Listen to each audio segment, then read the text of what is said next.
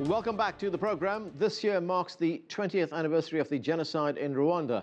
The ethnic conflict between the Hutus and Tutsis claimed the lives of more than 800,000 Rwandans, mostly Tutsis.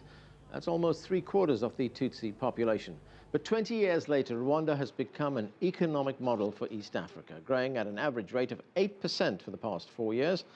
However, Paul Kagame, the president of Rwanda, has been criticized for killing thousands of Hutus in revenge since he rose to power in 2000. He also received criticism after hinting he could extend his rule beyond 2017, which would require changing the constitution.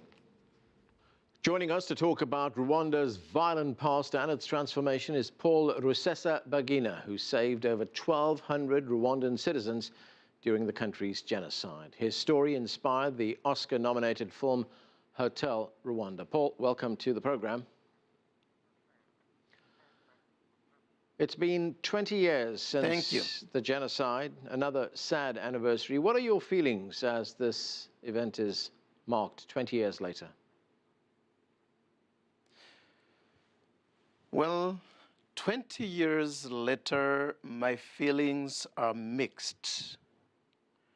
First of all, 20 years later, Rwanda has succeeded to build a very beautiful capital city of Kigali.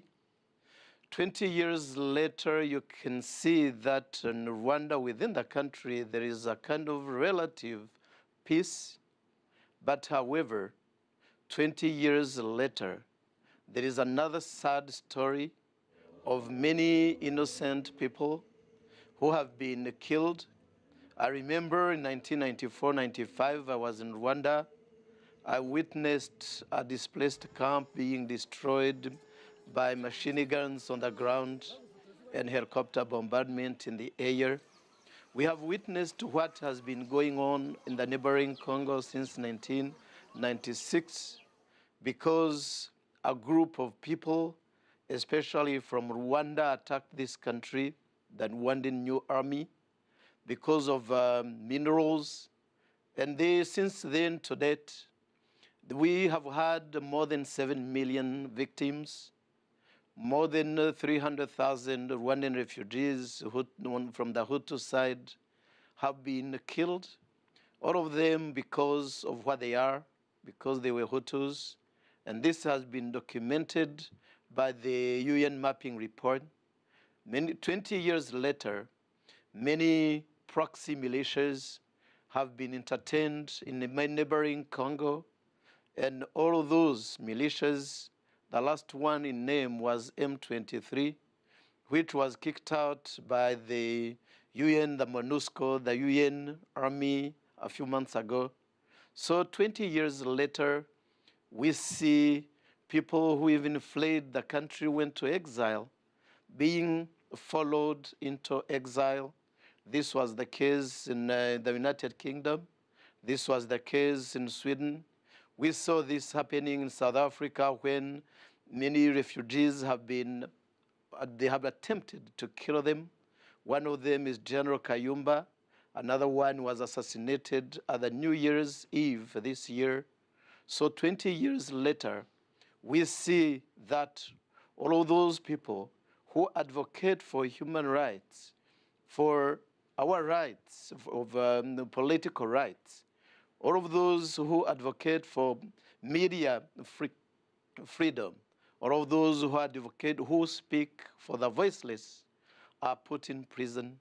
Okay. Yeah. Paul, let's go back 20 years to the time of the genocide. You did some very courageous things at that time, and as I mentioned at the outset, that was immortalized in the movie Hotel Rwanda. Take us through that period and how you managed to muster that courage to save so many people. Well, actually, to do what I did in 1994, no one had to be a special human being.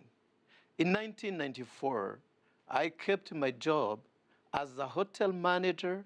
I did what I could do, the best I could do it, negotiated, dealt, and always came up with the agreements. The agreement was to save lives, and you could go south or north. You could go east and west. The message was the same. It was to save the maximum of lives, and only through words. And this is what I did only. What do you make of the fact that Western nations, or for that matter, African nations, as well as other nations around the world, did so little to stop the genocide? Actually, not only the African nations would have stopped the genocide, but also the United Nations were supposed to get involved.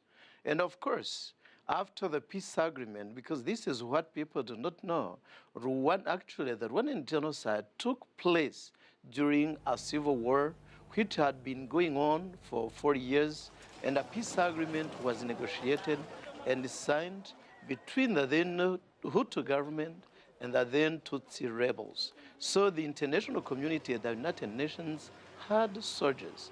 They had 2,500 UN soldiers who had come to keep peace. This is what we had in mind.